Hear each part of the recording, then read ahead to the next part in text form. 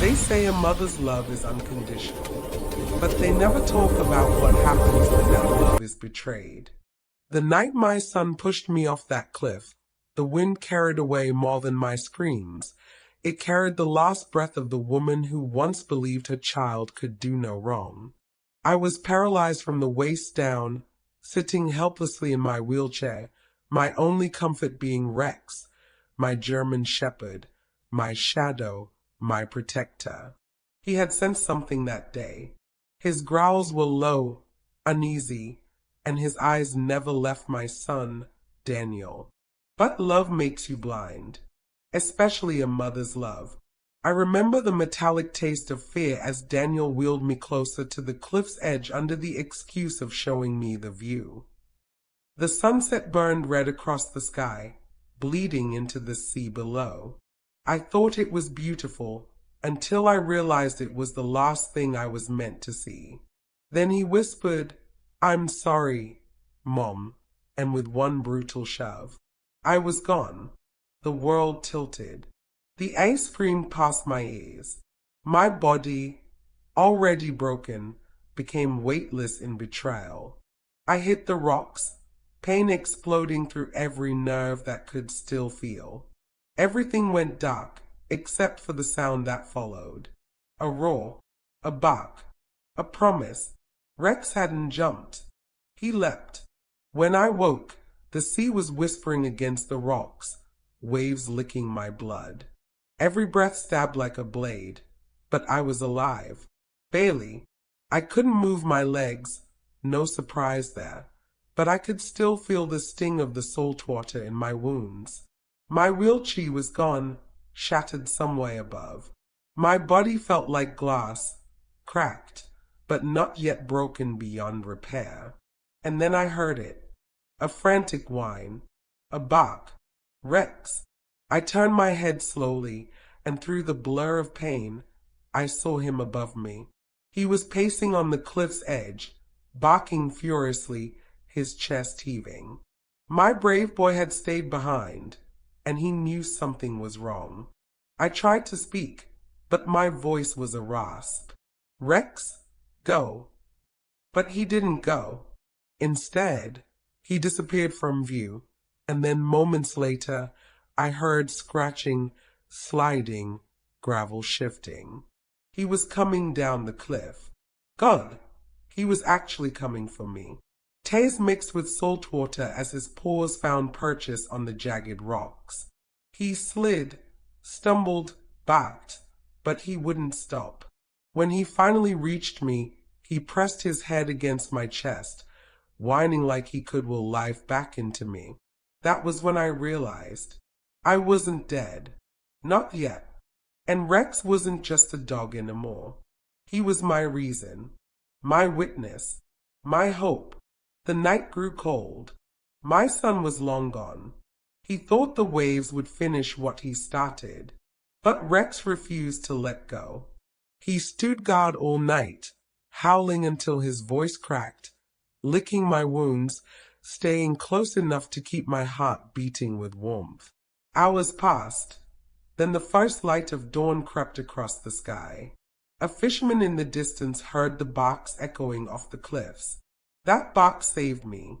That bark was the sound of justice beginning to stir. Because what my son didn't know was that he hadn't just left his mother to die. He'd left behind the one creature that loved her enough to hunt him down. I woke to the sound of voices.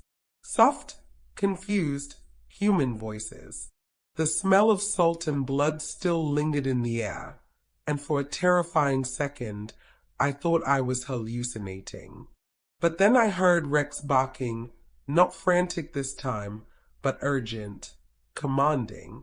When I forced my eyes open, I saw two fishermen at the base of the cliff, one already rushing toward me.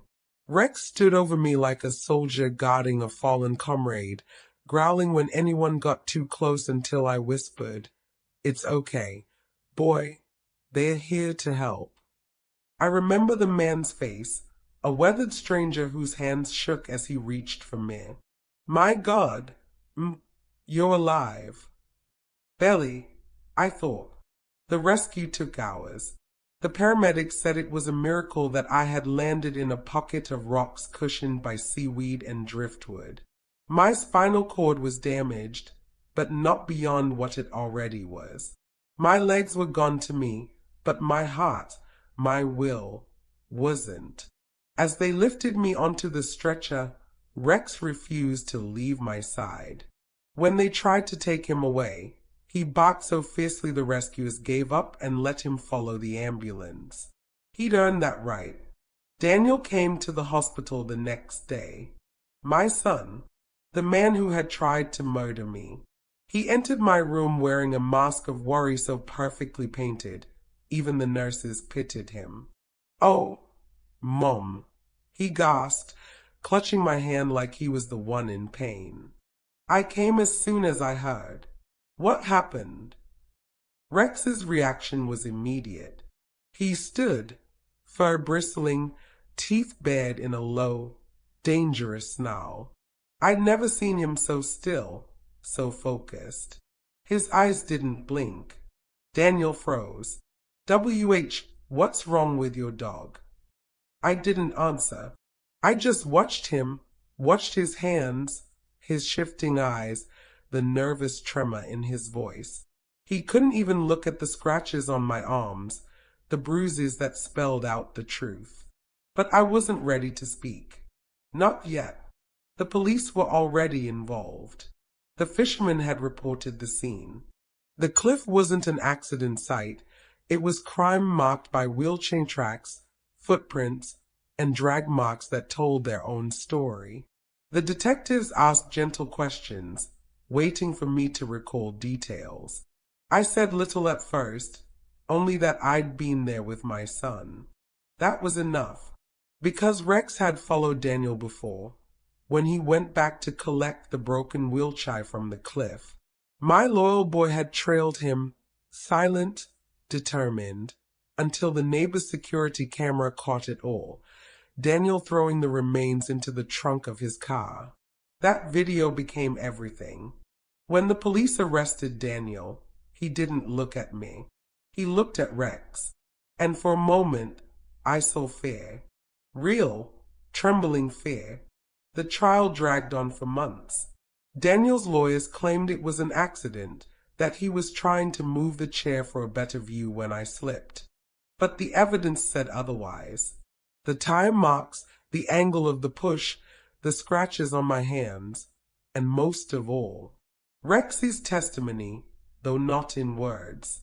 They showed the security footage in court, the dog following Daniel, barking at the cliff, scratching at the soil where the chair had rolled. The detective said, "It's as if he knew exactly where his owner went off." The courtroom went silent. When I was asked to testify, I took a deep breath, my voice trembling but clear. "He pushed me," I said. "My own son.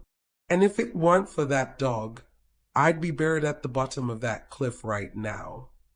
Rex sat beside me the entire time, his head resting on my lap. He didn't bark, didn't growl. He just watched. Like he understood everything. When the verdict came, guilty, I felt nothing at first. Just a cold, hollow ache where my heart used to be. A mother shouldn't have to see her child in handcuffs. But a mother shouldn't have to die at her child's hands, either. Months passed. I healed, physically, anyway. Rex and I moved to a quiet cottage by the sea, not far from where everything had happened. The waves no longer terrified me. They reminded me that I'd survived.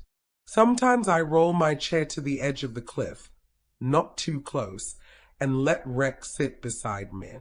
The wind still howls there, the same as it did that night. I whisper to him, "We made it, didn't we, boy?" He'll look up at me with those knowing eyes, tail thumping softly. There are nights when I dream of the fall. The feeling of air rushing past, the betrayal cutting deeper than the rocks ever could. But then I wake, and Rex is there, head on my lap, warm and steady, and I remember what kept me alive wasn't luck. It was loyalty. Daniel was sentenced to 25 years in prison. He never apologized. But I stopped waiting for one. Rex became something of a local legend, the dog who saved his master. The police even awarded him a medal for bravery. He didn't care for it, of course. His reward was far simpler, staying by my side every day, every night, guarding me like the hero he truly was. And as for me, I learned that sometimes, when everything you love betrays you, the universe sends you one pure soul to remind you what love really means. A mother's love may be unconditional, but a dog's love, that's eternal. He forgot the dog, they say. Yes, he did. And that mistake saved my life.